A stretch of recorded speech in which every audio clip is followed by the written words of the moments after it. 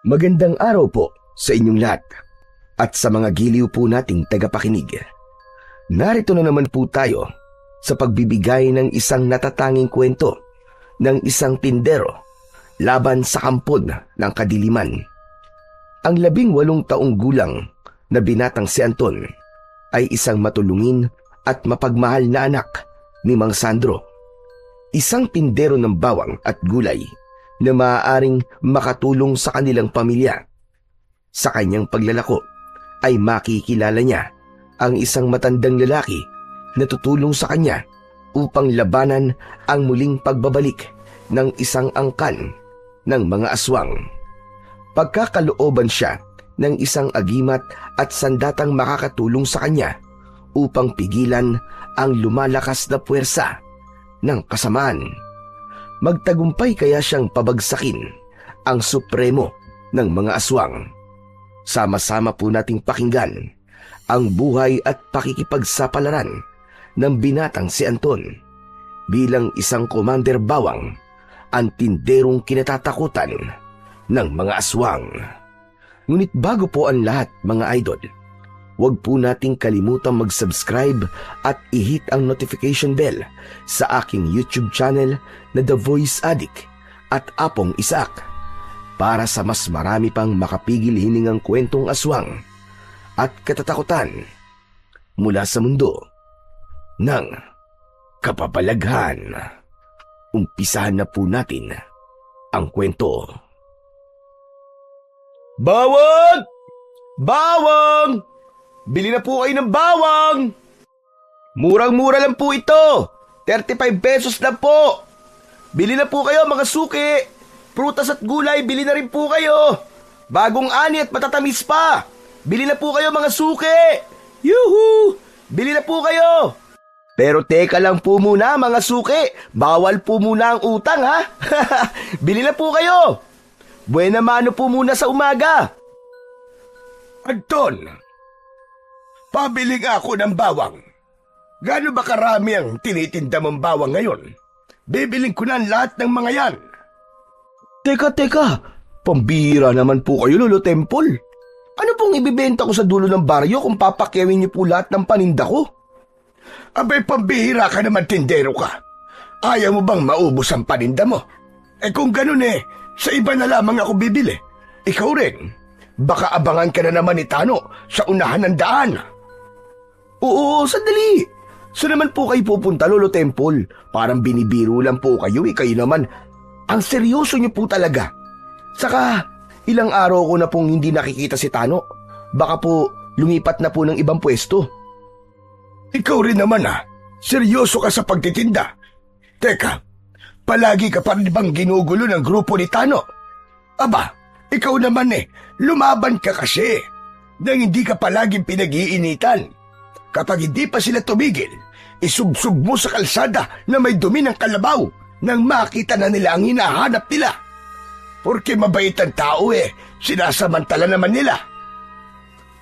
Aba, marunong naman po pala kayo magbiro, Lolo Temple Hayaan niyo po at patitikimin ko sila ng mabagsik kong kamao. Teka, sandali lang po, Lolo Temple. At ititigil ko po muna ang kariton sa ilalim ng puno nang hindi po kayo mainitan. Mabuti na lang po at kahit 60 taong gulang na po kayo malakas pa po ang katawan nyo. Kaya nyo pa pong tumagal sa sikat ng araw. Paano naman na hindi ako makakatagal sa sikat ng araw?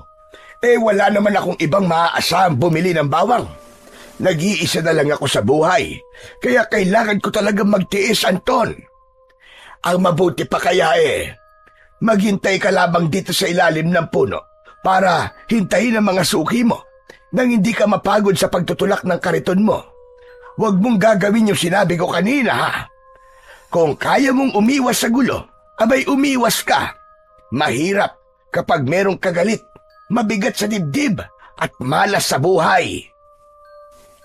Lolo Temple, marami pong salamat sa pagpapaalala sa akin ng bagay na yan Umiiwas naman po ako sa gulo Kahit kung minsan nakakaranas na po ako ng pananakit nila. Hay nako, kung minsan talaga ang tukso ng kasamaan ay palaging nakadikit sa tao. Mahirap iwasan Kung minsan ay nananadya pa.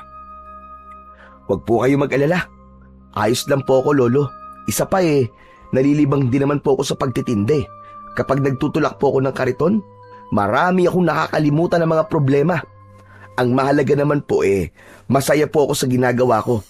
Kahit minsan po hindi talaga naiiwasan na napapadaan ako sa mga lugar na masyadong liblib at walang katao-tao. Para po kasing nangingilabot ako kapag nararamdaman kong tila may nakasunod sa akin. Pero tumutuloy pa rin po ako sa pagtitinda para sa pamilya ko. Ang mahalaga po, meron akong benta sa isang araw. Nako, napakaswerte talaga ng mga magulang mo sa'yo, Anton. Mabait kang anak. Kung sa iba yan baka matagal nang sumuko. Masyado ko lamang pong mahal talaga ang mga magulang ko. Saka, kung titigil po ako sa pagtitinda, kawawa naman po mga kapatid kong umaasa sa akin. Magugutom po kami, isa pa. May sakit po si tatay, ganun din po si nanay. Ang iba ko naman pong mga kapatid, nag-aaral pa. Ang sumunod naman po sa akin maaga nag-asawa at sa bahay rin nakatira. Buntis ang asawa at wala namang trabaho ang kapatid ko. Abay, pambihirang kamalasan naman na nangyari sa buhay mo, Anton. Ang sabi noon ng matatanda, kapag nauna raw ang bunso sa pag-aasawa, hindi na raw nagkakaroon ng asawa ang panganay na kapatid. Sige ka, baka tumanda kang binata yan. Bakit naman po napunta sa pag-aasawa ang usapan natin, Lolo Temple? Wala pa po sa isip ko yun. Ang gusto ko po ay makatulong muna sa pamilya ko. Bata pa naman po ako Tapos, magandang lalaki pa, di ba? Ay nako, pambihira ka talagang bata ka. Hindi mo matitikman ang luto ng Diyos. Sige ka, baka pagsisihan mo. Teka. Tama na nga po yan, Lolo Temple. Baka mamaya kung saan po mapunta ang usapan natin Grabe kayo, ang galing niyo palang magbiro. Ay hala, tama na ang pagbibiruan natin. Naabala ko na ang paglalako mo ng gulay. Sige na, lagyan mo na ako sa plastik ng bawang. Damihan mo wala kang ititirang bawang. Ako na ang bibili ng lahat ng yan. Teka, sandali lang po, Lolo Temple. Nagtataka lamang po ako sa inyo. Bakit naman po araw-araw kayong bumibili ng bawang sa akin? Saan niyo po ba pinaglalalagay ang mga yun? Wala naman po kayong tindahan Wala rin po kayong karinderya. Saan niyo po ba ginagamit ang bawang na binibili niyo? May pinaghahandaan ako, Anton. Kapag may oras ka, pumunta ka sa bahay. Meron akong ipapakita sa'yo. Ikaw kasi ang gusto kong unang makaalam sa bago ko na-discovering sandata na magagamit pagdating ng araw. Maganda yun. Gawa lang sa kawayan. Pero itong mga bawang, may pinaghahandaan ako. Sa katunayan may mga tanim akong bawang sa bahay ko. Pero parang nakukulangan pa rin ako sa mga bawang na nainiipon ko. Ano naman po ang pinaghahandaan nyo, Lolo? Malayo pa naman po ang piyesta. Saka, saan po ba ninyo kinukuha ang perang ginagamit nyo para pambili ng maraming bawang? Baka naman po hindi na kayo nagtitira para sa sarili nyo. Ay nako, may sapat akong ipon para sa sarili ko. Hindi mo ba alam, Anton? Ako ang may-ari ng lupang sinasaka ng mga tao. Lahat ng makikita mong palayan ay sa akin bumabagsak ang mga ani bilang kaparti ko sa lahat ng produktong makukuha nila. Sobra pa yun para sa akin. Kaya ang ginagawa ko, palihim akong tumutulong sa mga taong walang kakayahang bumili ng sapat nilang pagkain. Saka ang lupang kinatitirikan ng bahay nyo, ako rin ang nagmamayari. Ang dahilan kung bakit hindi pa kayo pinapalaya sa bahay nyo ay dahil ayokong maranasan ninyong tumira kung saan. Naranasan ko na rin kung paano maghirap at dumating sa punto na wala na talaga akong malalapitan noon para hingan ng tulong. Kaya sinabi ko sa sarili ko, natutulong ako hanggat meron akong maitutulong. Totoo po ba yan, Lolo Temple? Hindi po ba kayo nagbibiro? Hindi po ako makapaniwalang kayo po may-ari ng lupang sinasaka namin. Pero bakit naman po ninyo ito nililihim sa mga tao? Hinahayaan niyo po silang masama po ang tingin sa inyo. Sos, Hindi ko naman ikakamatay ang tingin ng ibang tao sa akin eh. Saka, mukha ba ako nagbibiro? Ito ang gusto ko at tumulong ng walang hinihinging kapalit. Masaya ako sa ginagawa ko. O hala, sige na.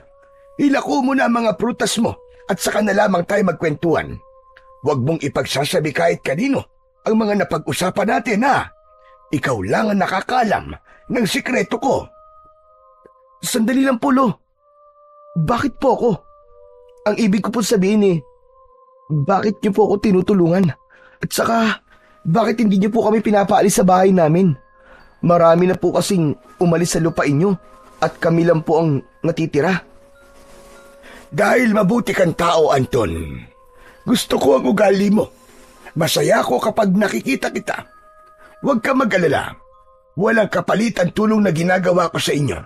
Basta, dalhan ulit ako ng maraming bawang, ha? Areglado po, Lolo Temple. Marami pong salamat talaga sa kabutihan niyo sa amin, ha. Saka, dito po sa pera. O siya, sige na. Kailangan ko nang umalis. Mag-iingat ka, iyo. Basta, kapag wala kang ginagawa, pwede kang pumunta sa bahay ko. Opo, Lolo. Pupunta po ako sa bahay niyo. Gusto ko rin po makita ang itsura na sinasabi niyong baril na gawa sa kawayan. Natanaw na lamang ng may 18 taong gulang na binatang si Anton ang papalayong matanda. Habang dala nito ang isang plastik ng bawang. Hindi siya makapaniwala sa kanyang mga natuklasan at napuno ang kanyang isip ng mga katanungan. Ipinanganak si Anton sa isang mahirap na pamilya sa isang baryo. Bagamat naghihirap ang mag-anak, pinagsumikapan siya ng kanyang mga magulang na siya ay pag-aralin bilang panganay sa 10 magkakapatid. Alam ni Anton na nahihirapan ang kanyang mga magulang sa pagtataguyod sa kanilang pamilya.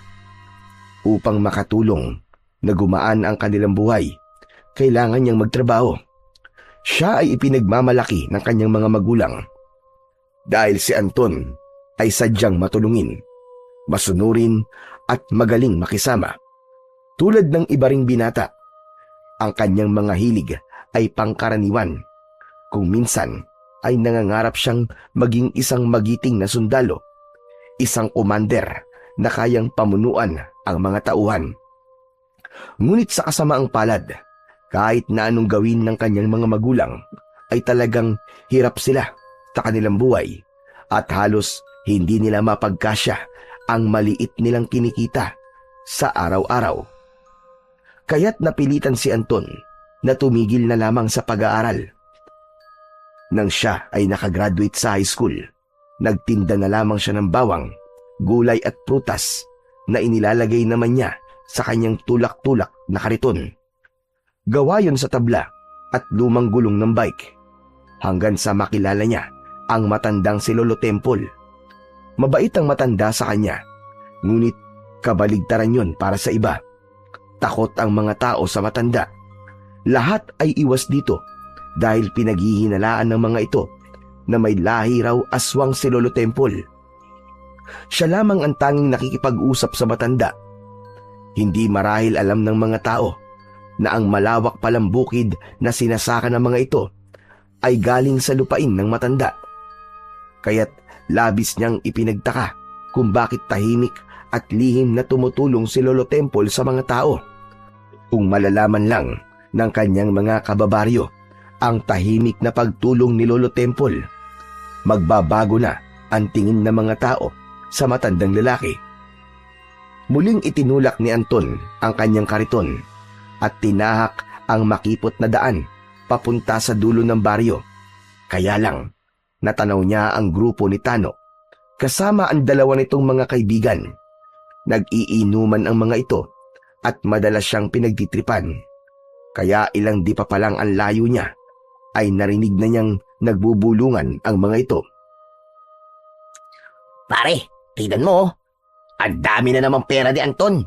Mukhang nakadilihensya na naman siya sa matanda. Nakikita ko na naman ang grasya. Halika, lapitan natin. Kayo ang humarang sa kariton. Pagmasdan nyo mga pare kung paano ako dumiskarte ng pang-inom natin. Sinubukang umiwas ni Anton Ngunit tinawag ni Tano ang pangalan niya. Hindi siya kagad lumapit, kaya mas lalong lumakas ang boses nito. Hoy! Hoy, Anton! Halika nga rito! Anton! Nagdadalawang isip na lumapit si Anton dahil alam na naman niyang lilimasin na naman ng mga ito ang perang kinita niya sa pagtitinda. Ilang araw din siyang hindi nito inaabangan, kaya ang buong akala niya ay wala na ang mga ito at lumipat na ng ibang pwesto.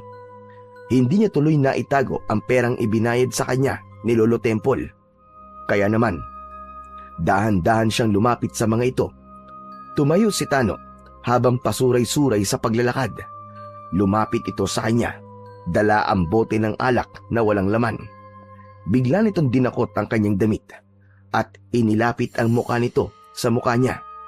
Naamoy ni Anton ang mabahong singaw ng alak sa bibig ni Tano. Hindi mo ba alam? Lahat ng dumaraan sa daanang ito ay nagbibigay sa amin ng lagay. Matuto kang makisama kung ayaw mong guluhin ko ang paghahanap buhay mo. Palagi ko tong ginagawa sa'yo, pero hindi ka pa rin nasasanay. At kapag tinatawag kita, ang gusto ko, lalapit ka kagad dahil ayokong pinaghihintay ako. O ano? Nasaan ang pera? Ibigay mo sa akin. Ilabas mo! Ilabas mo yung pera! Akin na! Tano, wala pa nga akong pera eh. Dadalin ko pa nga to sa dulo eh. Bakit ba ako na lang lagi ang palagi niyong inaabangan? Siguro natatakot kayong humanap ng katapat niyo, no? 10 kapatid at tatay kong may sakit ang kailangan kong suportahan. Maawa naman kayo sa akin, no? Anong maawa sila sabi mo? Walang puwang sa akin ang awa. Pambihira. Hindi naman kita pamilya. Yung pera nasa na, dalian mo. Ibigay mo sa akin ang pera. Wala akong pambili ng alak, oh. Wala pa nga akong pera, Tano. Ihatid ko pa nga to sa dulo ng baryo eh, para maging pera to. Bakit ba nagmamatigas ka pa? Ibigay mo na lang sa akin ang hinihingi ko nang hindi ka na masaktan. Hindi ako naniniwala sa'yo. Walang pera. Samantalang nakita kita kanina. Binayaran ka ng matandang yon. Binili niya ang lahat ng bawang na tinda mo. Pinaglololoko mo ba ako, ha? O gusto mong masaktan? Akin na ang pera! Wala nga akong pera, Tano. Bakit bang kulit-kulit mo? Kung magiinom kayo, maglaan kayo ng pera na galing sa pinaghirapan nyo. Hindi yung pinaghihirapan ng iba ang pinakikialaman nyo. Ang lalaki ng mga katawan nyo eh. Hindi kayo magtrabaho ng matino. Kapag iiwas ni Anton na mahawakan ni Tano ang kanyang bulsa, isang malakas na suntok ang dumapo sa kanyang muka. Kaya naman, napasubsob siya sa kanyang kariton. Naramdaman niya ang paglapat ng gulay na sitaw sa kanyang muka at natuluan yun ng dugong nanggaling sa pumutok niyang labi. Hindi niya na yun maibibenta sa iba dahil nasira na. Tumalim ang kanyang mga mata at dahan-dahang muling tumayo sa kahinarap si Tano. Naramdaman niya ang pagdukot ng lalaki sa kanyang bulsa at kinuha ang perang kinita niya sa pagtitinda. Kasama ang perang nanggaling kay Lolo Temple. Hindi siya makapalag dahil pinalilibutan na rin siya ng dalawa nitong kasama. Mabuti na lamang at walang ibang taong naroon. Hindi siya lubos na mapapahiya kung sakaling hindi siya lalaban sa mga ito. Ayaw niyang maging duwag sa mata ng mga tao. Subalit ang perang kinuha ng mga ito ay pambili niya ng gamot ng kanyang amang si Mang Sandro. Pinunasan niya ang kanyang labi, saka naluluwang humarap sa grupo ni Tano. Nakikiusap siyang ibalik ng mga ito ang perang kinita niya. Ngunit maangas na nagsalita si Tano at galit na ipinakita ang perang nakuha sa bulsa ni Anton. Ano to, ha? Niloloko mo ba ako? Kailan ka pa natutong magtago ng pera sa akin, ha? Itinaas ni Tano ang perang nakuha nito sa bulsa ni Anton. Galit na galit ang muka nito na muli siyang binigwasan ng suntok sa muka. Naramdaman niya ang pamamanhid ng kanyang pisngi at muling napasubsob sa kanyang kariton. Habang nakadapa siya sa kariton, narinig ni Anton na inutusan ni Tano ang mga kasama nito na bugbugin siya. Sige, turuan niyo na leksyon yan. Hindi pwede sa akin ang nagmamatigas. Ako ang siga dito. Walang sino man ang susuway sa kagustuhan ko. Lalo na sa mga taong hindi marunong magbigay ng lagay. Naramdaman ni Anton ang pagtama ng hindi mabilang na suntok sa kanyang katawan at muka. Kaya naman, nakita niya ang kutsilyong madalas niyang ginagamit sa pagbabalat ng manggang hilaw. Dala ng galit sa madalas na pananakit ng mga ito sa kanya, dinampot niya yun at paikot na iwinasiwas ang kutsilyo sa mga ito. Nagulat si Tano sa pagpalag ni Anton, kaya't napaatras sa mga ito. Sa muling pag-ikot ni Anton, tinamaan ng kutsilyo sa dibdib si Tano. Bumulwak ang dugo nito sa stripe nitong damit. Pero kahit may tama ito, bumunot din ito ng balisong mula sa bewang nito. Nanginginig ang katawan ni Anton at napasandal sa puno, habang ang dalawang lalaking kasama ni Tano ay tumakbo at iniwan silang dalawa. Nabitiwan ni Anton ang kanyang kutsilyo at hinintay ang paglapit ni Tano. Kaya lang, sa dami ng dugong umaawas sa sugat nito, ay hindi na ito nakahakbang at bumagsak sa lupa ng nakadapa. Dala ng takot at labis na pagkabigla, napatakbo si Anton papalayo sa lugar na yon. Iniwan niya ang kanyang kariton. Wala siyang tiyak na pupuntahan. Naramdaman na lamang niyang tinatahak niya ang daan papunta sa bahay ni Lolo Temple. Halos mabingi siya sa lakas ng kabog ng kanyang dibdib habang naluluwa ang kanyang mga mata dahil sa hampas ng hangin sa kanyang muka. Diyos ko, sana naman po'y walang nangyaring masama kay Tano. Hindi ko po sinasadya. Saad sa sarili ni Anton habang siya ay tumatakbo. Natanaw niya ang luma at sirang kulungan ng baboy na nakatayo sa gitna ng kakahuyan. Nagtago siya roon kahit masukal at maraming ligaw na damo ang bahaging yon. Nanginginig pa rin ng kanyang kamay dahil sa pag-aalala. Nakadikit sa kanyang palad ang dugo ni Tano. Napahagulgol ng iyak si Anton habang nakasiksik sa kulungan ng baboy. Takot na takot siyang nakasandal sa sementadong dingding habang yakap ang sariling katawan. Panay ang pagdadasal niya na sana ay walang mangyaring masama kay Tano. Pero sa dami ng dugo na nakita niya sa sugat ng lalaki, sigurado siyang manganganib ang buhay nito. Hanggang sa pagsapit ng gabi, hindi umalis sa lugar na yon si Anton. Hindi siya mapakali at halos hindi makahinga sa labis na pag-aalala. Ganun pala ang pakiramdam ng nakasaksak ng tao. Mabilis ang tibok ng puso at naninikip ang dibdib. Diyos ko, Diyos ko. Ayoko pong makulong. Paano na po ang pamilya ko? Paano na mga kapatid kong umaasa sa akin? Hindi dapat ako nagpadala sa galit ko kanina. Mali ang ginawa kong yun. Ni hindi na ininda ni Anton ang pasa at sugat sa kanyang katawan. Abala siya sa pag-aalala sa maaaring kalabasan ng ginawa niya. Mag-aalala ang kanyang mga magulang at sisikat siya sa kanilang baryo bilang isang mamamatay tao. Iniisip pa lang niya ay masyado na siyang natatakot dahil hindi yun ang pinangarap niyang mangyari sa buhay niya.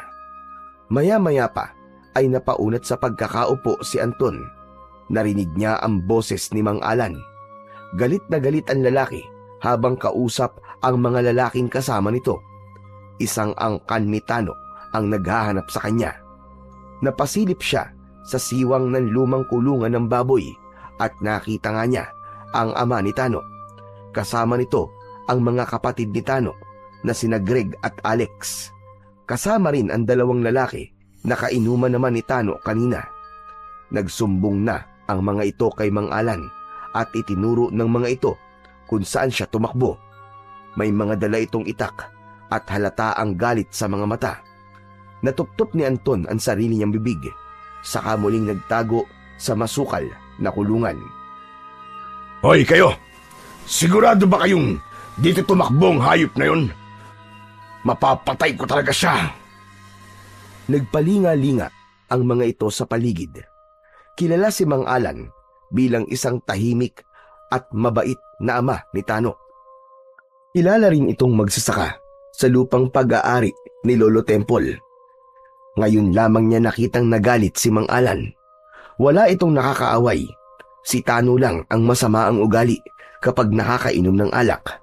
Mas lalong bumilis ang tibok ng puso ni Anton habang nakasilip siya sa 5 lalaking naghanap sa kanya. Pakiramdam niya ay hindi na siya humihinga ng mga oras na yon. Ilang sandali pa ang lumipas ay umalis ang mga ito sa tapat ng kanyang pinagtataguan. Saka lamang siya nakahiga ng maluwag. Nang tuluyan ng nawala sa kanyang paningin ang mga ito, saka muli siyang napabalik sa kanyang pinagtataguan. Ngunit nagulat siya nang marinig ang boses ni Lolo Temple mula sa kanyang likuran. Sige na! Lumabas ka na dyan, Anton! Nakaalis na sila! Lolo Temple, buti rin dyan kayo. Tulungan niyo po ako. Sa tingin ko po, nakapatay po ako ng tao pero hindi ko po sinasadya. Huwag niyo po akong ituro sa kanila. Bakit ka naman naluluwa at nakikiusap, Anton? Alam ko naman na wala kang kasalanan. Ipinagtanggol mo lamang ang sarili mo. Ang pamilya ko po, ang mga magulang ko, Lolo, baka balikan po nila. Huwag ka muna mag-alala sa kanila. Sarili mo na muna ang isipin mo. Huwag ka mag-alala. Tutulungan kita.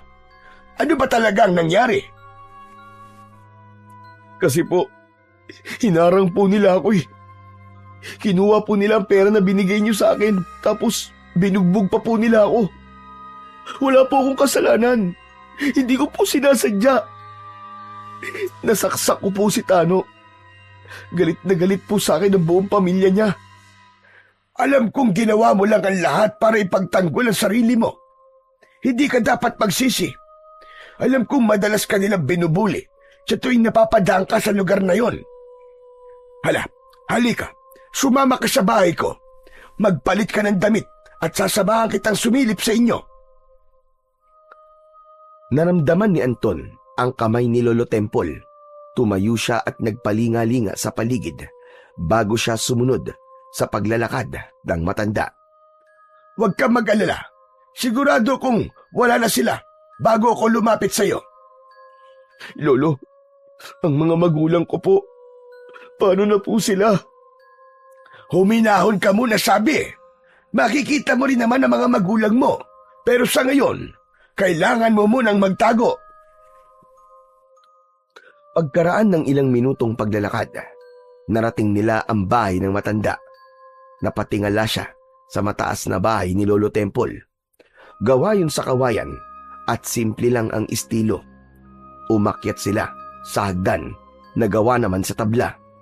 Pagpasok nila sa loob ng bahay nito ay sumalubong sa kanyang paningin ang maraming nakataling mga bawang. Nakatirintas ang mga yon at nakalaylay sa bintana. Sa gilid naman ng dingding ay may mga tapayan na merong takip. Sumalubong sa kanyang pang-amoy ang matapang na singaw ng bawang. Siguro ay nagtataka ka kung bakit maraming bawang sa bahay ko. Ginagamit ko ang mga yan bilang bala sa bago kong nadiskubring armas. Lolo, bakit naman po kayo gumagawa ng armas? Para naman pong sasabak kayo sa digmaan yan eh. Hindi lang basta gera, Anton, kundi isang malawakan digmaan laban sa masasamang elemento ng kadiliman. Ano po? Elemento ng kadiliman? Ano po mga yun, Lolo? Isang angkan ng mga aswang na manananggal sila. Ang elementong tinutukoy ko, nandito sila sa baryo natin. Maaaring tahimik silang namumuhay. Subalit kapag tinawag sila ng supremo ng hari ng kadiliman, siguradong sasalakay sila at mambibiktima ng mga tao rito. Yun ang pinaghahandaan ko. Wala silang patawad. Kahit bata o matanda, walang makakaligtas sa pag-aasik nila ng lagim. Manananggal po ba ang sinasabi niyo, Lolo? Pero hindi ko po alam na totoo sila. Akala ko po sa mga comics ko lang sila nababasa. Totoo mga aswang na manananggal. at nakatira sila sa tahimik na lugar katulad ng baryo. Hindi lang buntis ang kanilang binibiktima. Sa oras na matapos na ang itinakdang araw ng kanilang pagpapahinga, magaganap na ang pag-aasik ng lagim sa mga tao. Pero Lolo, bakit niyo po sinasabi sa akin ng mga bagay na yan? Dahil ikaw lang ang nakikita kong karapat-dapat na gumamit sa mga sandatang ginawa ko. Ikaw ang magiging pinuno na lalaban sa mga aswang. Lumapit ang matanda sa dingding at kinuha nito ang baril na gawa sa matigas na kawayan. Meron din itong goma at spring. Kasya ang isang buong bawang sa lagayan ng bala nito. Isinipat ni Lolo Temple ang baril sa lata na nakapatong sa estante. Kinilabit nito ang gatilyo ng baril at umalingaw-ngaw ang ingay na kagaya sa putok ng totoong baril. Halos mabutas ang lata sa tama ng bawang. Napakunot ang noo ni Anton. Maganda ang baril na gawa ni Lolo Temple at iniabot yun sa kanya. Hindi kita pipiliting tumulong sa akin, Anton. Subalit, magagamit mo ang sandatang yan para ipagtanggol ang mga magulang mo laban sa pagsalakay ng mga aswang. Sige na, maupo ka na muna dyan at ikukuha kita ng damit. Sa tingin ko naman magkakasya sa iyo ang damit ng anak ko. Marami pong salamat, Lolo. Salamat din po sa baril na to. Iingatan ko po ito. Nang umalis ang matanda sa kanyang harapan, ay pinagmasdan ni Anton ang bala ng baril.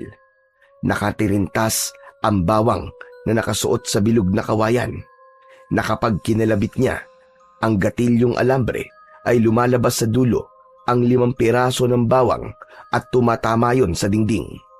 Hindi siya makapaniwala sa malakas na epekto ng bawang sa bagay na tinatamaan nito.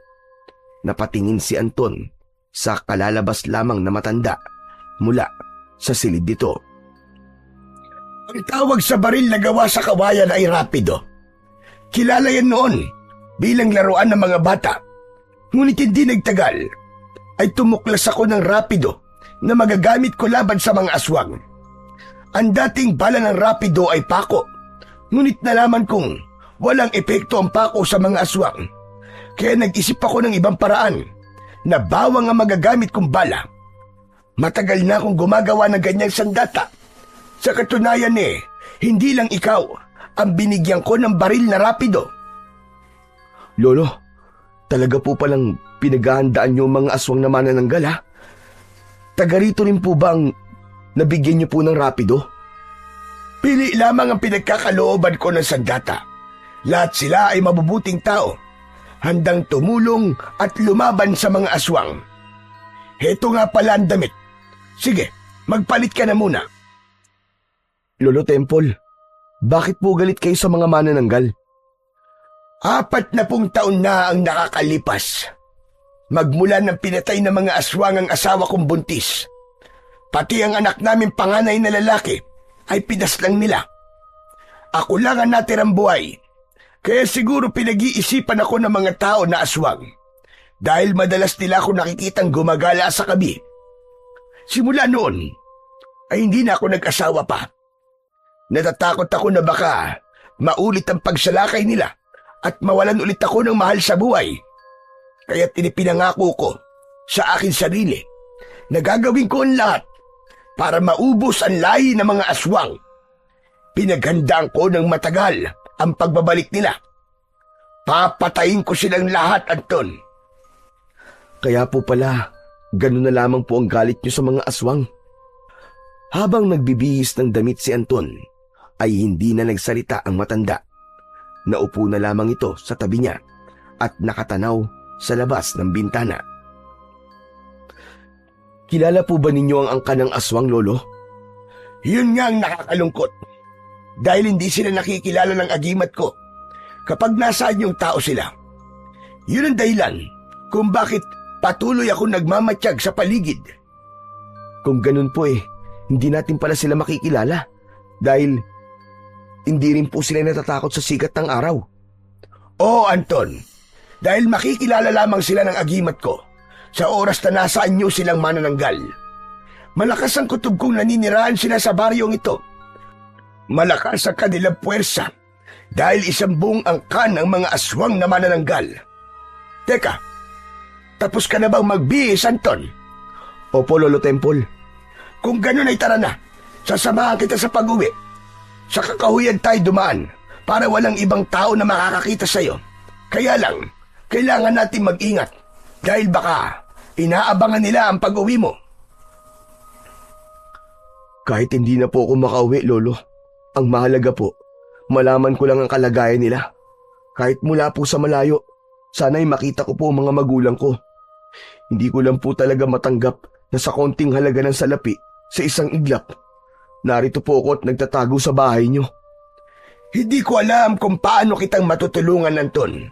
Pero handa akong sumama sa'yo dahil naniniwala kong hindi mo kagustuhan ang mga nangyari. Tara na, umalis na tayo. Hindi tayo maaaring magtagal sa bahay niyo. Kahit pansamantala dito ka muna magtago sa bahay ko. Aalamin din natin ang nangyari kay Tano.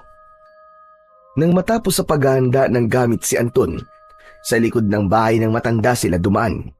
Dala niya ang ibinigay na baril ni Lolo Temple sa kanya. Tinaak nila ang daan at tumawid sa pilapil ng palayan. Mabuti na lang at walang ibang taong nakatira sa lugar na yon. Pagkalipas ng ilang minutong paglalakad, ay narating nila ang bahay ni Anton. Sa ilalim ng maliwanag na buwan, tanaw niya ang kanilang bahay na nagliliwanag dahil sa mga gaserang nakasabit sa dingding. Hindi makapagsalita si Anton habang pinagmamasdang mabuti ang bahay. Maraming tao sa labas, lahat ay nag-uusap. Ang kanyang inang si Aling Rosa ay nakaupo sa gitna habang walang tigil sa pag-iyak. Kausap nito ang 4 na lalaki. Si Mang Tasyo, si Mang Damian, si Bernard at Carding. Maya-maya pa ay tumayo si Lolo Temple. Dito ka lang. Huwag ka muna magpapakita sa mga tao. Titignan ko lang kung ano nangyayari sa bahay niyo. Lolo, bumalik po kayo kagad dito ha. Nakikiusap po ko. Tango lamang ang itinugon ng matanda. Saka kinuha sa kamay niya ang luma nitong gasera. Malaki ang hakbang ng paa na tinawid nito ang pilapil ng palayan, papunta sa kanilang bahay. Bumundol ang kaba sa kanyang dibdib nang makita ang kanyang mga kapatid na nakaupo sa mahabang bangko habang hindi nagsasalita. Katabi naman ito si Raul, nakasama ng kanyang ama sa pagbubukid. Ang kanyang ama na si Mang Sandro ay hindi niya nakikita. Gusto niya nang tumakbo para sana lumapit sa kinaroroonan ng mga ito, ngunit sa kanyang pagtayo ay napansin niya ang grupo ni Mang Alan kasama ang 2 kapatid ni Tano. Nakakubli rin ang mga ito sa likod ng puno habang nakatingin sa bahay ni Anton. Nakuyom ni Anton ang kanyang kamao at ang baril sa kanyang kamay ay mahigpit niyang hinawakan. Nanginginig ang kanyang kamay at natatakot siya sa sasabihin ni Lolo Temple sa oras na makabalik ito sa kanya. Bigla na lamang lumapit si Mang Alan sa bahay ni Anton. Ilabas niyo ang walang yan yung anak! Sinaktan niya ang anak ko, kaya nararapat lang na pagbayaran niya ang ginawa niya. Ilabas niyo si Anton, dahil kung hindi, papatayin ko kayong lahat! Itinaas ni Mang Alan ang hawak nitong itak, saka itinutok sa mga taong nasa loob ng bahay ni Mang Sandro. Nagkagulo ang mga tao at kanya-kanya ng takbo. Hindi rin makapaniwala ang mga tao sa biglang pagpapakita ng masamang ugali ni Mang Alan. Dati naman itong tahimik, magbubukid at magiliw sa mga tao. Marahil ganun talaga ang isang amang nasaktan ng anak. Maya-maya pa ay nakita ni Anton ang paglabas ni Lolo Temple.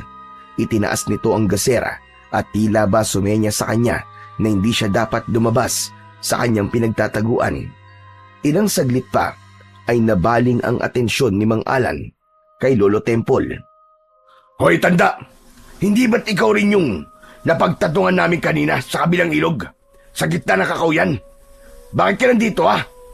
Kilala mo ba si Anton? Mula sa pinagtataguan ni Anton ay dinig na dinig niya ang usapan ng mga ito habang ang kanyang dibdib ay para ng binabayo ng maso. Oo, kilala ko si Anton. Kilala ko ang batang yon na mabait at mabuting tao.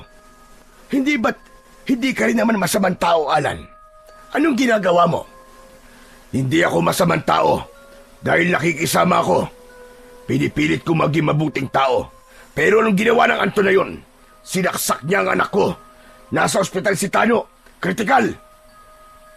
Kaya ba pati ang kanyang amang si Sandro ay binugbog nyo? Hindi kayo makaganti kay Anton. Kaya ang kanyang ama ang pinarusahan nyo. Natural, anak niya ang hayop na yun. At yun ang kasalanan niya. Nagkaroon siya ng anak na barumbado. Hindi barumbado si Anton. Ipinagtanggol niya lang ang buhay niya. Naghahanap buhay ng marangal yung tao para sa kanyang kapatid at may sakit na ama. Pero anong ginawa ng anak mo? Kinuha ni Tano ang pera ni Anton. Sa palagay mo, tama ba yun? Teka, sandali nga. Kinakampihan mo ba ang walang yang yun? At pinapalabas mo ba na kinukonsinti ko ang anak ko? Na hindi ko muna inaalam kung sino ang tama? Bakit? Mali ba sinabi ko? Kasalanan ng anak mo. Ikaw pa ang may ganang manggulo rito. Pambihira. Hindi ko alam na ganyan pala ang ugali mo. May pinagmanahan naman pala si Tano.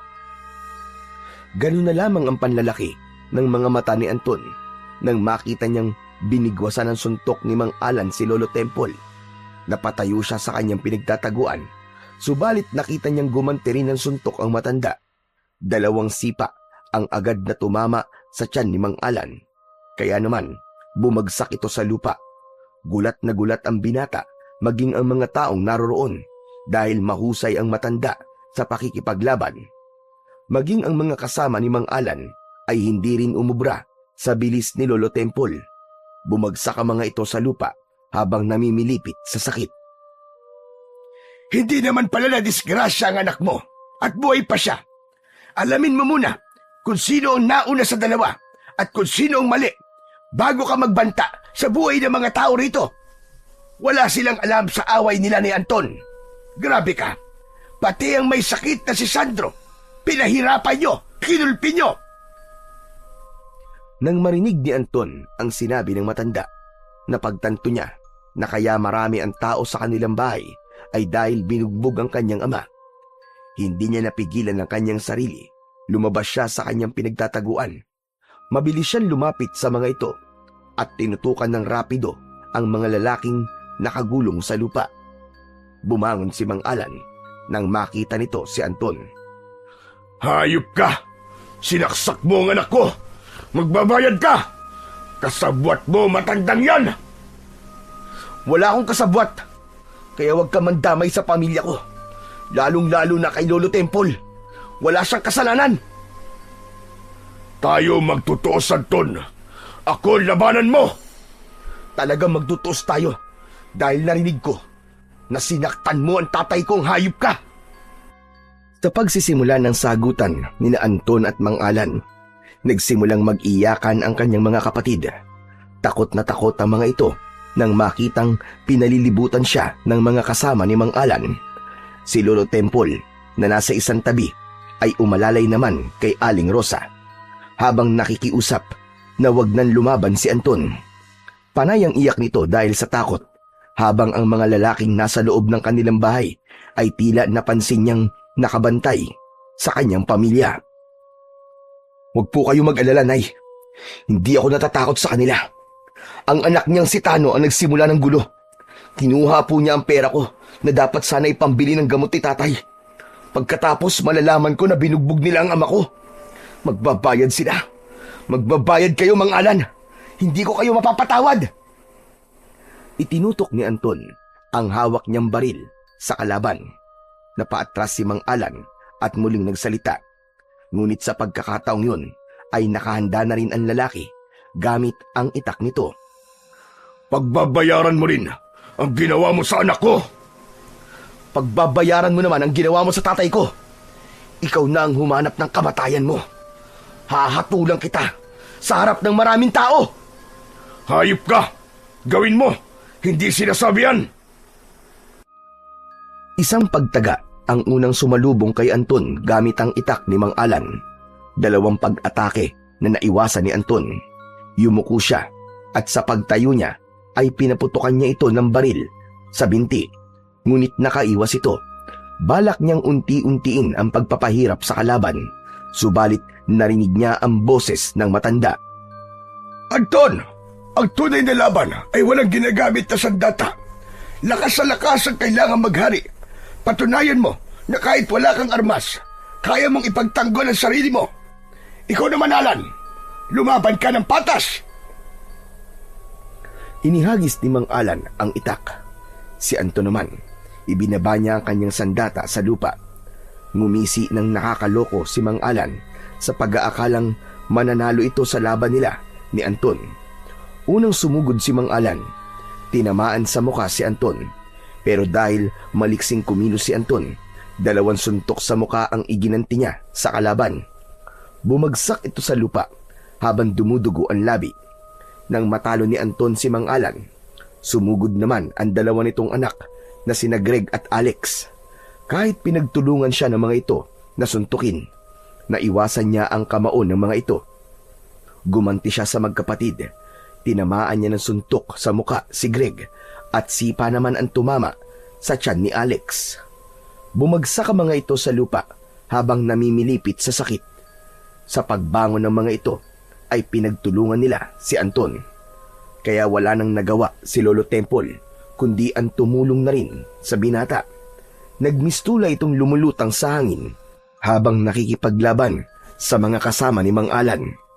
Talagang kakaiba ang galing ng matanda sa pakikipaglaban. Pero sa hindi inaasahang pagkakataon, nagkagulo ang mga tao.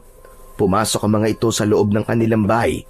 Nang mula sa himpapawid ay sumalakay ang maraming aswang na manananggal. Natulala si Anton. Hindi niya inaasahang may mga aswang nalilitaw sa itaas ng mga puno. Kitang-kita ni Anton ang pagdagit ng mga aswang sa mga taong nagsipagtakbo sa palayan. Tila nanonood siya sa mga ibon sa himpapawid na may dalang mga tao. Ano pang hinihintay mo, Anton? Damputin mo na ang baril! Sinasalakay tayo ng mga manananggal! Nagtago ang matanda sa bahay ni Anton kasama ang kanyang ina at mga kapatid. Nagsarado ang mga ito ng pintuan. Naiwan sa labas si Anton habang si Mang Alan at ang mga anak nito ay umalis sa lugar na yon para tumakas. Naiwan ang 2 kaibigan ni Tano. Dinagit ang mga ito ng aswang. Bumaon ang mahahabang kuko ng manananggal sa balikat ng mga ito at inilipad paitaas. Dinampot ni Anton ang kanyang sandatang baril at pinuntirya ang mukha ng aswang na nagbabantang lumapit sa kanya. Isang malakas na pag-alingaw-ngaw ng putok ng baril ang narinig sa buong palayan. Bumagsak ang manananggal sa lupa. Kitang-kita niyang nasunog ang katawan ng manananggal. Muli niyang sinipat ang mga aswang na nagkakagulo sa itaas ng mga puno. Pinipilit ng mga ito na buhatin ang kanilang mga biktima. Itinaas niya ang kanyang baril at muling kinalabit ang gatilyo. Lumabas ang 5 butil ng bawang sa dulo ng baril. Tumama ang mga yon sa mukha ng 2 aswang. Bumagsak sa lupa ang mga ito. Habang nagkikikisay ang katawan, nilapitan niya ang 2 manananggal na nakahiga sa lupa. Ang kalahati ng katawan ng mga ito ay unti-unti nang nasusunog dahil sa bawang. Dahil sa pagkakapas lang ni Anton sa mga aswang, tumingala si Anton at muling nagpaputok ng baril. Kitang-kita niya ang tila anino ng ibon na lumilipad sa liwanag ng sikat ng bilog na buwan hanggang sa tuluyang maglaho ang mga yon. Saka lamang niya naalala ang kanyang pamilya. Pagpasok niya sa loob ng bahay ay tumambad sa kanyang paningin ang nakahigang si Mang Sandro. Tay! Diyos ko! Ano pong ginawa nila sa inyo? Hirap magsalita si Sandro, iho, dahil sa tinamong sugat niya sa muka. Pero gising siya at naririnig niya ang sinasabi mo. Tay, patawarin niyo po ako ha. Hindi ko naman po yun sinasadya eh. Ipinagtanggol ko lamang po ang buhay ko. Naramdaman ni Anton ang pagpisil ni Mang Sandro sa kanyang kamay na nakapatong sa katre nito.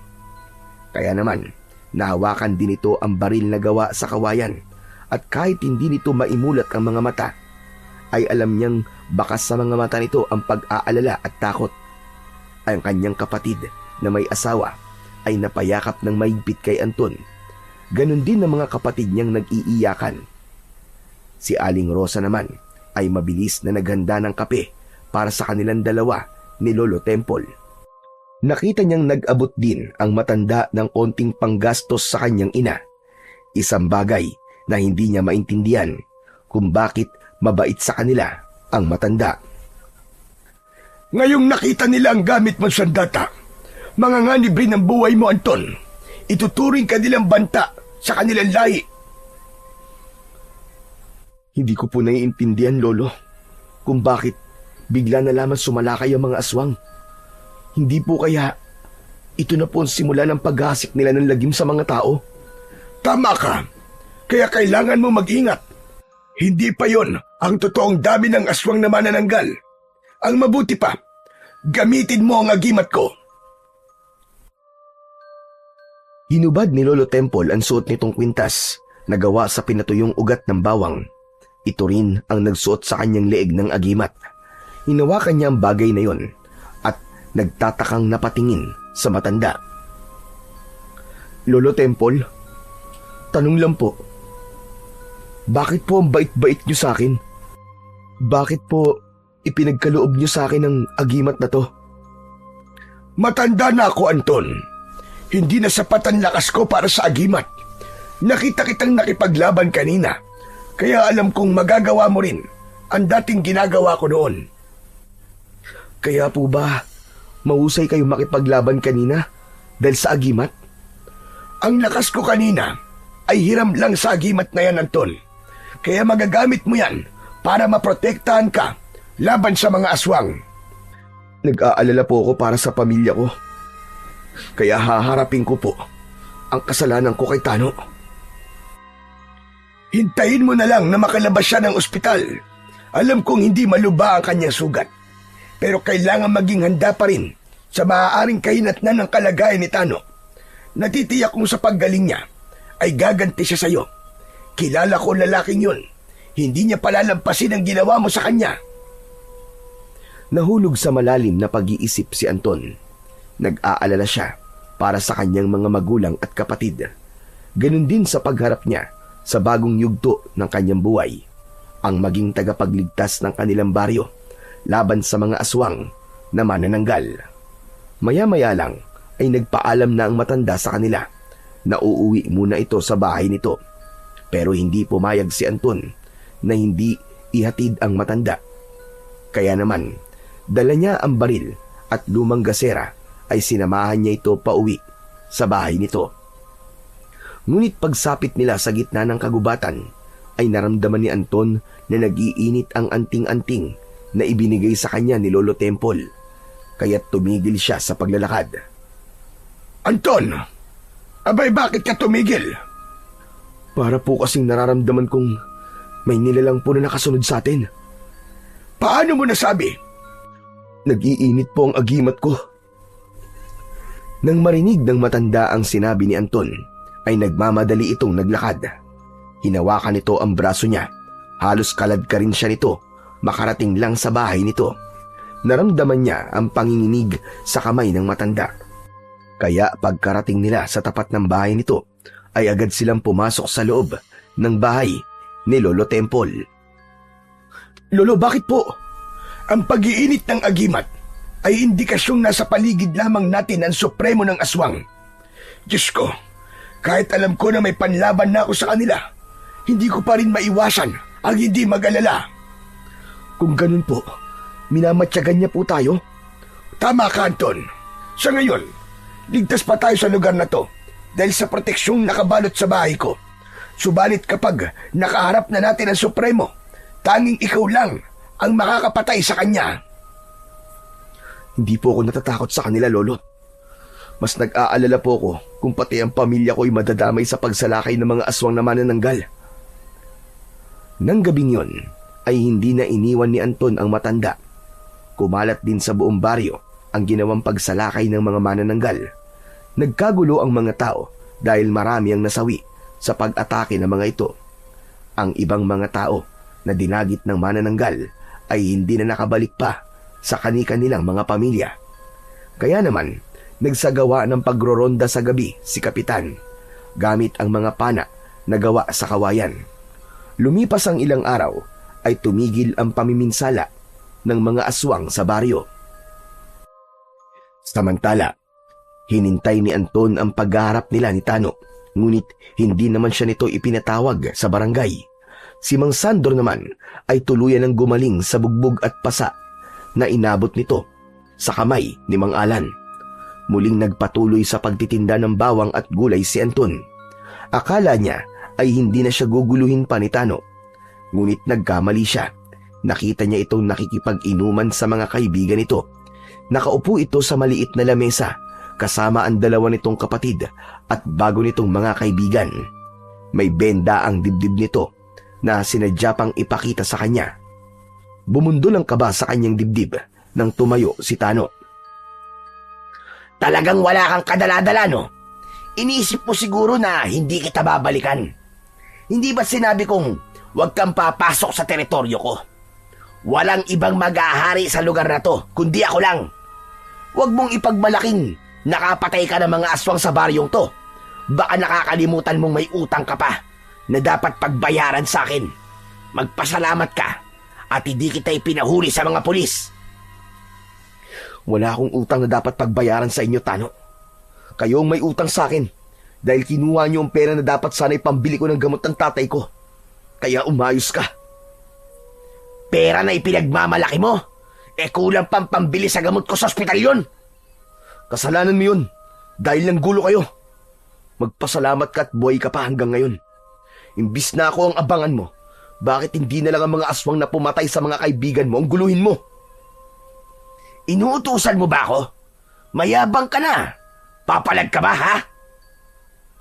Dahil sa pangaharang ni Tano, ay umagaw yon sa atensyon ng maraming tao. Sa pagkakataong yon, ay saksi ang mga ito na si Tano ang nagsimula ng gulo, habang ang apat na lalaki sa likod ni Tano ay nagsimula ng humugot ng balisong sa bewang ng mga ito. Dumampot rin si Anton ng kutsilyo. Umalingaw-ngaw ang sigawan sa paligid ni Anton, habang abala siya sa pag-iwas sa kutsilyong hawak ni Tano. Tila lumulutang siya sa hangin na gumanti ng pagsaksak sa mga ito, para siyang kidlat na agad niyang nasugatan si Tano. Mabilis nitong tinakluban ng palad ang sugat nito sa braso. Sinundan pa niya yon ng isang malakas na pagsuntok sa mukha ni Tano. Bumagsak ito sa lupa, kaya naman umatake rin sa kanya ang kapatid nitong sina Greg at Alex. Ngunit sinalubong niya ang mga ito ng kanyang sipa na tumama naman sa mukha ng magkapatid. Bumagsak ang mga ito sa lupa habang namimilipit sa sakit. Akma na sanang lalapitan ni Anton ang mga kalaban nang biglang dumating si Mang Alan.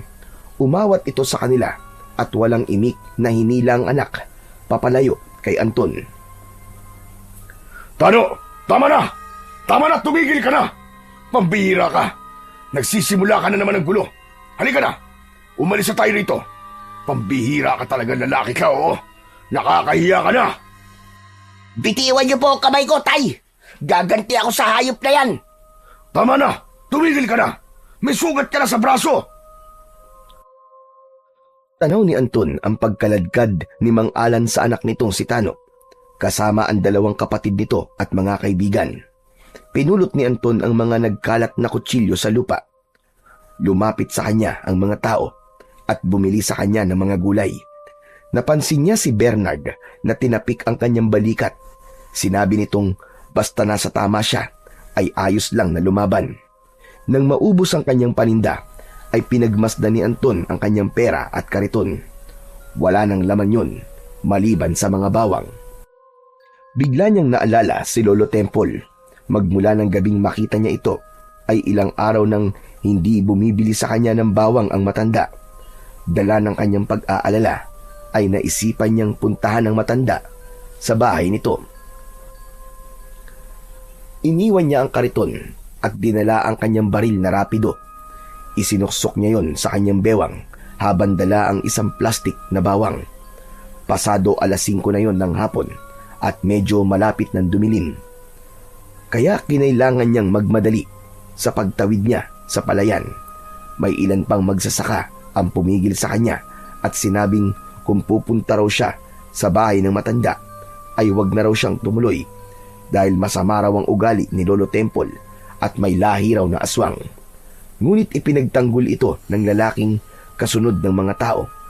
Sinabi ng lalaki na walang katotohanan ang mga ibinibintang ng mga ito sa matanda. Masaya si Anton na kahit papano ay merong naniniwalang mabuting tao si Lolo Temple. Sa pagpapatuloy ng paglalakad ng binata ay narating niya ang bahay ng matanda. Ngunit nagulat siya sa kanyang nadatnan. Sunog na sunog ang bahay ni Lolo Temple.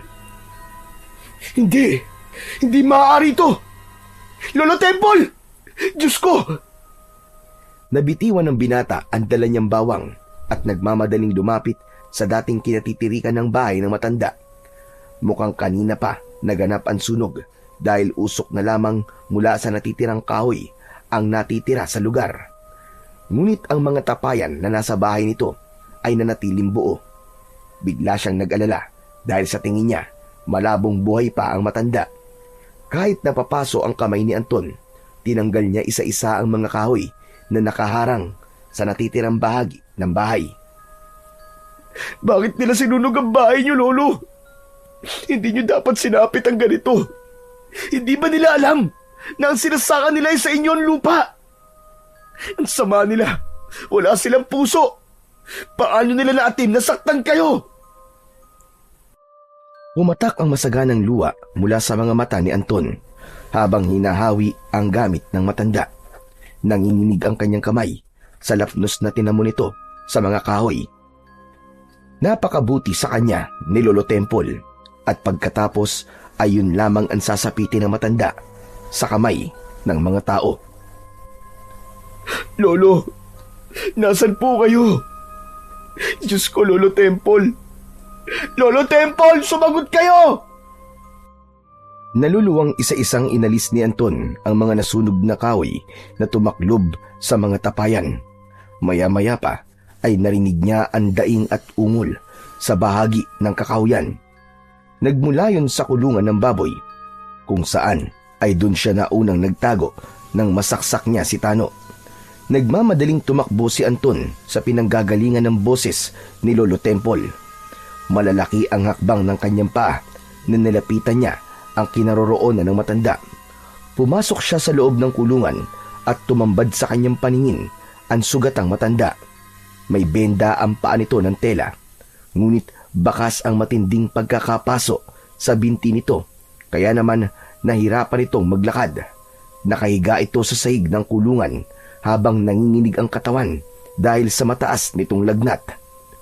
Lolo Temple, ano po nangyari? Bakit po nasunog ang bahay niyo? May ilang kalalakihan na nagpunta sa bahay ko. Sinira nila lahat ng gamit ko. Pati ang baril na ginawa ko. Hindi ko sila nakilala dahil may mga taklob ang kanilang muka. Diyos ko, bakit naman po nila gagawin yun sa inyo? Meron silang hinahanap sa akin. Marahil gusto nilang makuha ang agimat sa leeg mo. Ingatan mong mabuti yan, Anton. Nagsisimula na silang magasik ng lagim sa pamamagitan ng pagkuha sa mga sandata na magagamit natin laban sa kanila. Hinahanap nila ang binuo kong pangkat. Sinasabi po ba niyong hinahanap na nila ang mga baril na ipinamigay niyo po sa mga taong napili niyo? Tama ka. Ang mabuti pa ay tipunin mo silang lahat, Anton. Heto ang pito.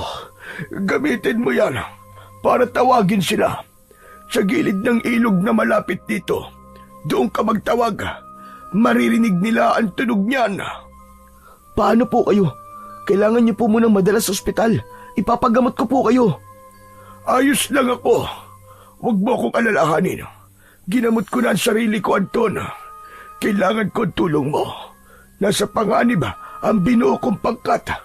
Ikaw na sana ang bahalang mamuno sa kanila. Ubusin niyo ang kampo ng kadiliman. Kapag nakita nila ang agimat sa leg mo, makikilala ka nila kung sino ka. Ang mabuti pa po kaya dalhin ko po muna kayo sa bahay namin. Kahit papano po maaalagaan po kayo ng maayos doon ng mga kapatid at magulang ko. Kaya ko na to, Anton. Ayokong pati sila ay madamay sa problema ko. Sige na, pamunuan mo ang pangkat na binuo ko. Hanapin niyo ang kuta ng mga manananggal. Dahil kung hindi niyo sila mauunahan, marami pa magbubuwis ng buhay. Dalhin mo rin ang mga bawang. Mag-iingat ka, Anton. Sigurado po ba kayong ayos lamang po sa inyo na mag-isa? Sanay na akong mag-isa at marami na akong pinagdaanan sa buhay ko. Kaya ko to. May tiwala ako sa iyo, Anton. Ayaw sanang iwanan ni Anton ang matanda. Ngunit wala siyang magawa. Kailangan niyang sundin ang utos nito. Mabilis siyang umalis sa lugar na yon. Habang tinatahak niya ang daan papunta sa ilog, ay pinagmasdan niya ang hawak na pito na gawa sa kawayan. Kasing laki lamang yon ng daliri ng tao. Sa baryo ng Tipulog, tinatawag itong kawayang pito na lumilikha ng musika na parang huni ng ibon. Maya-maya pa ay nakarinig siya ng ingay sa kabilang daan sa gitna mismo ng kakawayan. Nagtago si Anton sa likod ng puno at pinakinggan ang pinag-uusapan ng dalawang lalaki. Narinig niyang ang mga ito ang nagsunog sa bahay ni Lolo Temple. Inihanda niya ang kanyang baril na gawa sa kawayan at itinutok sa dalawang lalaking nag-uusap habang nakatayo. Nang biglang may kinuha ang mga ito sa loob ng bulsa at dinukot ang bote. Nakilala niya sina Greg at Alex. Ano kayang ginagawa nila Alex at Greg dito? Sa kanong dahilan nila? At kinailangan nilang saktan ng matanda at sunugin ang bahay nito. Teka, hindi kaya? Nanlaki ang mga mata ni Anton nang pumasok sa kanyang isip ang hinala niya sa magkapatid. Hindi nga siya nagkamali. Sa madilim na bahagi ng kakawyan ay kitang-kita niya ang pagpapahid ng mga ito ng langis sa katawan. Nagmumula yon sa kulay itim na bote. Pakiramdam ni Anton ng mga sandaling yon ay hindi na siya humihinga. Mga hayop kayo! Mga demonyo! Lintik lang ang walang ganti. Magbabayad kayong mga aswang kayo! Bulong ni Anton sa kanyang sarili habang nakasilip ng bahagya sa likod ng makapal na halaman. Pilit niyang inaaninaw ang mga ito sa madilim na bahagi ng kakawyan. Mabuti na lamang at kalatnaan liwanag mula sa sikat ng bilog na buwan. Unti-unting nagbabago ang itsura ng magkapatid. Ang balat ng mga ito ay namumutla, parang nalulusaw sa sariling pawis. Unti-unting bumubuka ang kanilang likod na mistulang hinihiwa ng isang hindi nakikitang pangil. Mula roon, lumalabas ang makaliskis at malapad na pakpak, kulay uling at parang nababalutan ng alikabok. Sa pagpagaspas ng pakpak na lumabas sa likod ng magkapatid, ay kasabay rin ng paghaba ng mga pangil nito sa bibig. Ipinikit ni Greg ang mga mata nito, ngunit binuksan din kagad. Maya-maya naman ay si Alex naman ang umaangil na parang nasasaktan. Dumi pa ang mga pakpak nito habang dahan-dahang umaangat ang katawan. Sa wakas, nakilala ko rin ang mga aswang na manananggal. Ngayon ay alam ko na, isang angkan kayong mga halimaw. Sige lang, magpalit lang kayo ng anyo dahil yan lang magiging katapusan nyo. Nakuyom ni Anton ang kanyang kamao habang ang kanyang paningin ay hindi inaalis sa kinaroroonan ng dalawang manananggal. Habang abala ang mga ito sa pagpapalit ng anyo, abala rin ang isip ni Anton kung paano niyang mapapatay ang mga ito. Kaya naman, pinag-aralan niya kung paano niya ito pahihirapan. Sa muling pagsulyap ni Anton sa magkapatid, ay nakita niya na ang kabuuang anyo ng mga ito.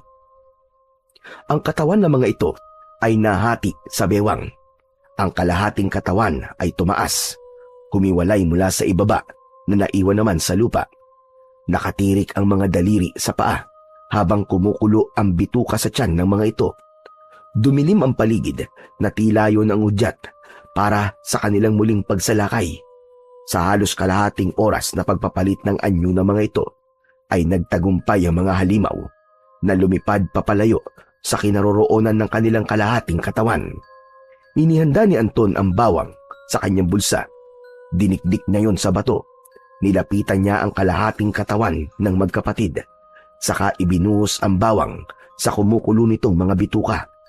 Pagkalagay niya ay lumakas ang pagkulo nito. Tumaas at sumama sa hangin ang makapal na kulay puting usok.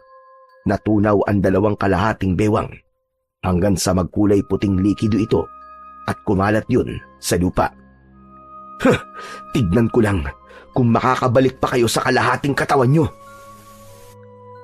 Nagsimula na siyang tumakbo papalayo sa lugar na yon.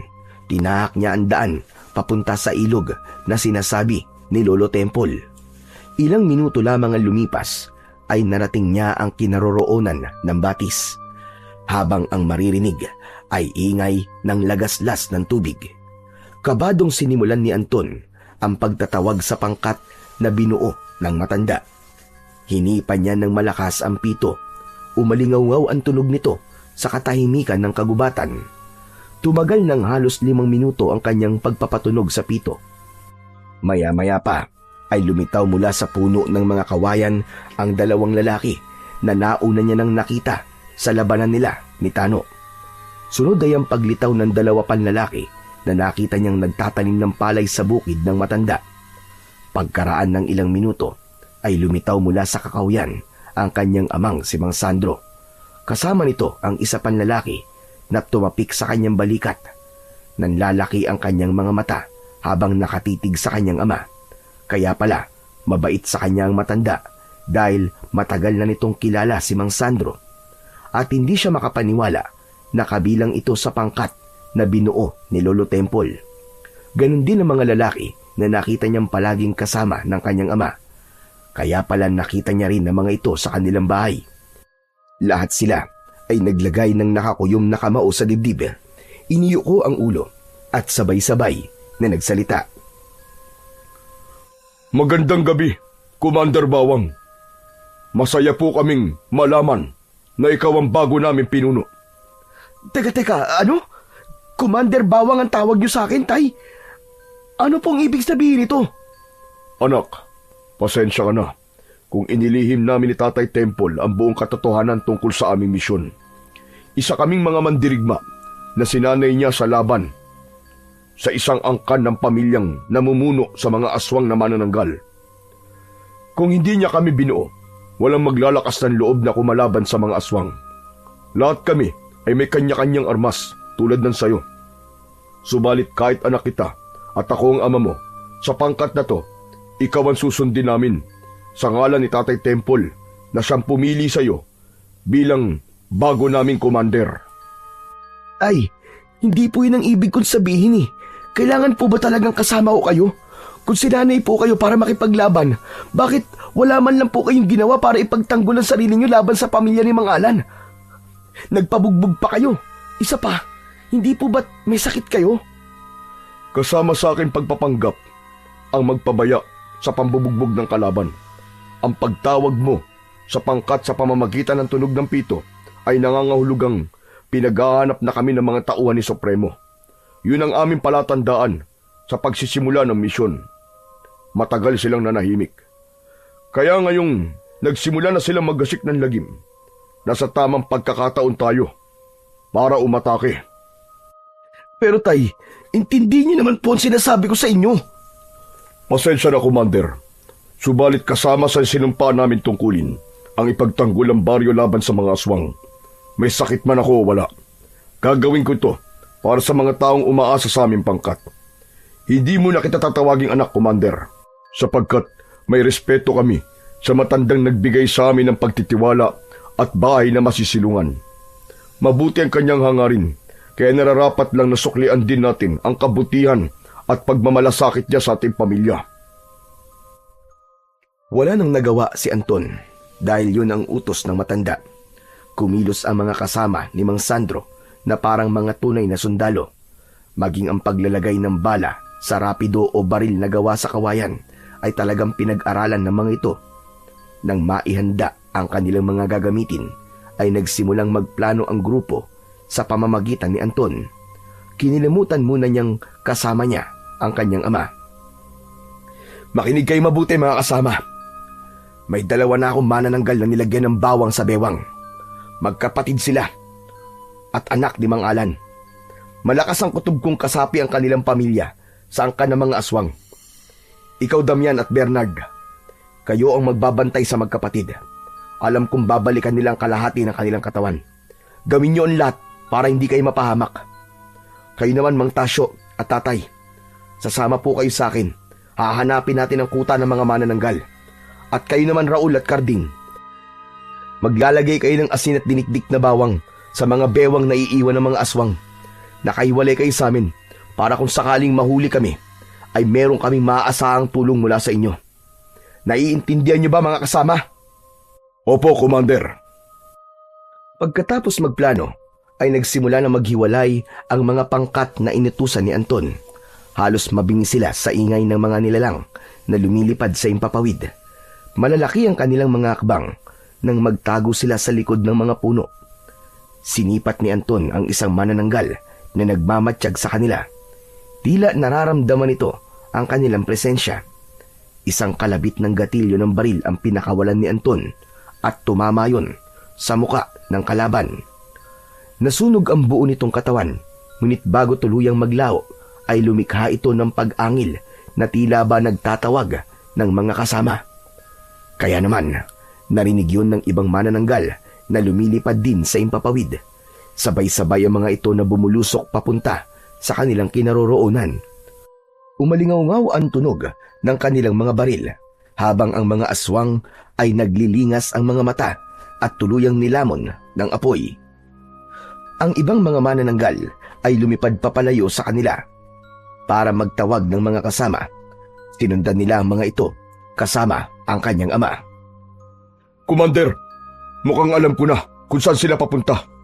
Minsan ko nang narating ang lugar na to, nang ako'y maligaw noon sa paghahanap sa'yo. Sige po, Tay. Puntahan natin ang kuta ng mga aswang. Malalaki ang hakbang ng mga paa na tinahak nila ang daan papunta sa lugar kung saan papunta ang maraming manananggal. Humantong sila sa isang malaking bahay na nakatayo sa gitna ng kakawyan. Nagtago silang tatlo sa likod ng puno at nakita nilang bumaba ang mga manananggal. Muling nagdikit ang kalahating katawan ng mga ito sa naiwan nilang bewang, saka nagmamadaling pumasok sa loob ng malaking bahay. Nakasisiguro po akong magsusumbong sila sa kanilang supremo. Sa palagay ko, ngayon sila nagplanong sumalakay. Magsasalita pa sana si Anton, ngunit narinig nila ang boses ni Mang Alan. Lumabas sa mga ito sa bahay, kasama ang mga alagad nito. Bakit nyo hinayaang makita kayo? Hanapin sila! Patayin!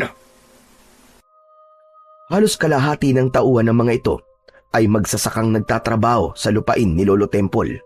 Ang iba ay nakasalubong niya bago siya pumunta sa bahay ng matanda. Wala silang kaalam-alam na nasa paligid lamang nila ang mga aswang na manananggal. Akma na sanang papuputukin ni Anton ang hawak niyang baril kay Mang Alan nang umalingaw-ngaw ang boses ni Tano mula sa loob ng bahay. Wala itong benda sa dibdib, kaya kitang-kita niyang walang sugat sa katawan ang lalaki. Ang hayop na si Tano. Niloko niya tayo, Tay. Talagang binugbog ka lang nila. Balak nila talagang patayin kayo. Sinasabi ko na nga ba't sila ang mga manananggal. Hindi na ako magugulat kung wala silang sugat sa katawan, dahil may kakayahan silang magpahilom ng kanilang mga sugat. Si Tano pala ang supremo, kaya mag-iingat ka, Commander. Mapapatay ko talaga ang hayop na yan. Binugbog niya kayo, Tay. Wala naman palang sugat sa dibdib yan eh. At gumawa pa sila ng palabas. Nagkunwari silang walang alam sa mga manananggal. Kaya pala sinalakay tayo ng mga aswang sa bahay. Akala ko, alagad lamang sila ni Supremo. Yung pala, si Tano mismo ang Supremo. Gumawa sila ng paraan para hindi natin sila paghinalaan. Matagal na pala nila akong minamanmanan dahil hinahanap nila ang pangkat na binuo ni Tatay Temple. Pwes, hindi po sila mananalo sa pwesa ng kabutihan dahil ako mismo magsisilbing kamatayan nila na maghahatid sa kanila sa impyerno. Hintayin lang po natin na magpahid sila ng langis sa katawan nila, saka tayo aatake sa mga naiwan nilang bewang. Makaligtas man sila sa atin, ay hindi na sila makakabalik sa kanilang katawan. Hindi inaalis ni Anton ang kanyang paningin sa mga aswang.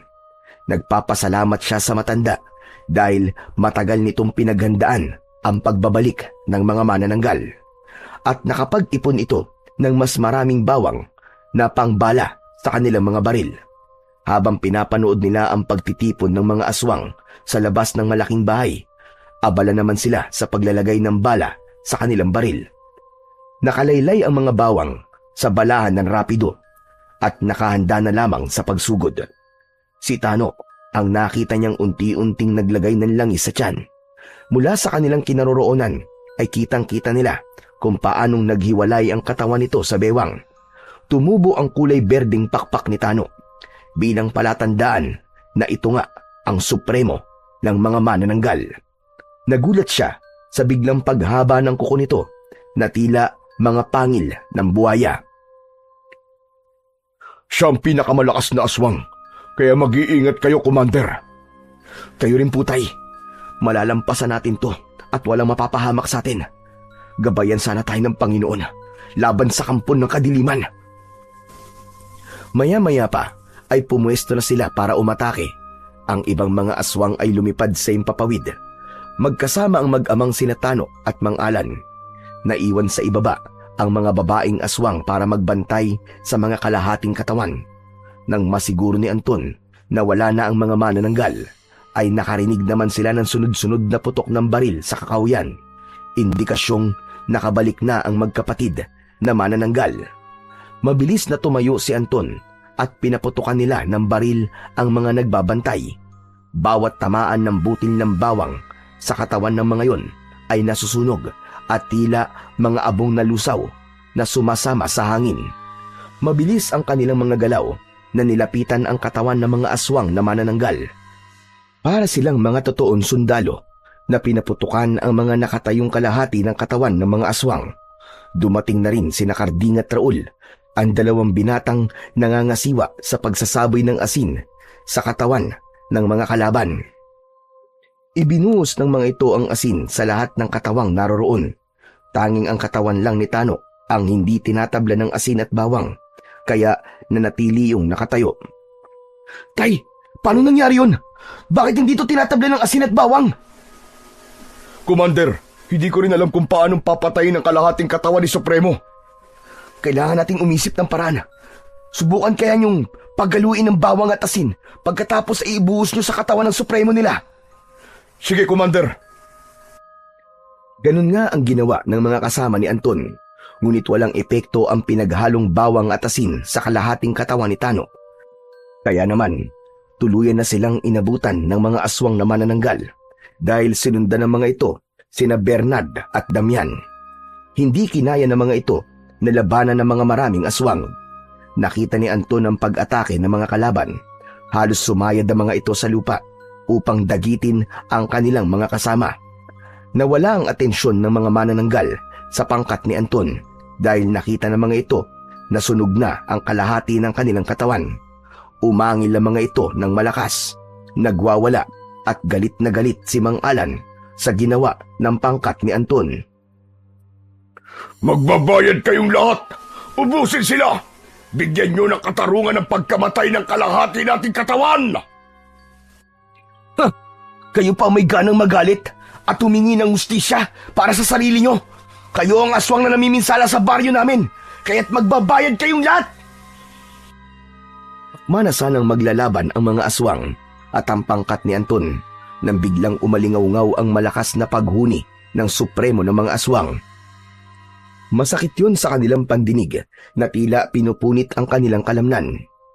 Napabaluktot sa sakit ang mga kasama ni Anton, ngunit biglang lumiwanag ang suot niyang agimat at nasilawan lahat ng mga aswang na naroroon. Ang ibang mga manananggal na direktang napatingin sa suot na kwintas ni Anton ay biglang nasunog. Huwag kayong tumingin sa kwintas ni Anton! Lumayo kayo! Commander, ang kahinaan ng Supremo ay nasa agimat nyo! Muling sumulyap si Anton sa ibang mga nilalang na nakalutang sa ere. Unti-unti ang mga ito na nasusunog hanggang sa tuluyang nalusaw ang katawan ng mga ito. Tumayo ang kanyang mga kasama sa tigkabilaan niyang tabi. Saka magkasabay na pinaputukan ng baril ang mga aswang. Umalingaw-ngaw ang mga pag-angil ng tonong nasasaktan habang hinahawakan ng katawan na unti-unting nasusunog. Huwag kayong titigil sa pagpapaputok ng baril! Patayin silang lahat! Bantayan niyo ang kalahating katawan ng Supremo hanggang sa sumikat ang araw dahil yun ang papatay sa kanya! Masusunod, Commander! Umesto ang 4 na kasama ni Anton sa palibot ng nag-iisang kalahating katawan. Umaligid sa kanilang tapat ang natitirang mga aswang na manananggal. Hindi makalapit ang mga ito sa kanilang kinaroroonan dahil sa liwanag na nagmumula sa suot na kwintas ni Anton. Pabulusok na umatake si Mang Alan papalapit kay Anton. Tinamaan siya nito ng kalmot sa kanyang dibdib at leeg. Bumulwak ang kanyang dugo at nasira ang kanyang damit. Nahulog din ang nakasabit na bawang sa kanyang balikat. Umalingaw-ngaw ang malakas na tawa ni Mang Alan. Kung mamamatay lang din naman ako, sisiguraduhin kong kasama kita sa hukay, Anton! Mamatay kayong lahat! Napaluhod sa lupa si Anton habang hawak ang dibdib na nasugatan. Nagulat siya nang makita niyang unti-unting naghihilom ang kanyang sugat sa dibdib. Kaya naman, mas lalong nagalit si Mang Alan. Muli itong sumugod papunta sa kanyang kinaroroonan, kasabay ng pagkasa ng kanyang baril. Pinatamaan niya ito sa ulo. Nagkikikisay ito sa ere at bumangga sa sanga ng puno. Kasunod ng paglagablab ng apoy ng katawan nito, umalingaw-ngaw ang malakas na sigaw ni Tano habang umiiyak sa galit. Hayop ka, Anton! Papatayin kita! Tila napansin ni Tano na wala na rin ang mga kapatid at nanay nito, kaya naman nagwala ito sa gilid at lumipad ng paikot sa kanilang tapat. Wala na sila! Wala na ang pamilya mo kasama ng mga alagad mo! Ikaw na lang ang natitira, kaya harapin mo na ang katapusan mo! Demonyo ka! Dala ng matinding galit, umikot si Tano sa ere at dinagit nito si Mang Sandro na nakatayo sa likuran ni Anton. Hindi niya nahawakan ng kanyang ama, pero agad na nagpaputok ng baril si Mang Tasyo at ang kasamahan nila. Tinamaan si Tano sa muka, kaya naman nabitiwan ito si Mang Sandro. Kasunod ng pagtakas ni Tano, papalayo sa kanila. Kahit marami ang tumama na bawang sa katawan nito, ay hindi ito tinatablan. Bantayan niyo ang kalahating katawan ni Tano. Alam kong babalik siya. Hihintayin natin sumikat ang araw. Nag-aalala ko sa mga kapatid at nanay mo. Paano kung sila naman ang atakihin ni Tano at gawing biyag kapalit ng kanyang kalahating katawan? Natigilan si Anton. Bakit hindi nga niya naisip ang kalagayan ng kanyang mga kapatid at nanay? Tay, magpasama po kayo kay Mantasyo. Puntahan niyo po si nanay at ang mga kapatid ko. Pero paano ka? Kaya ko na po to, Tay.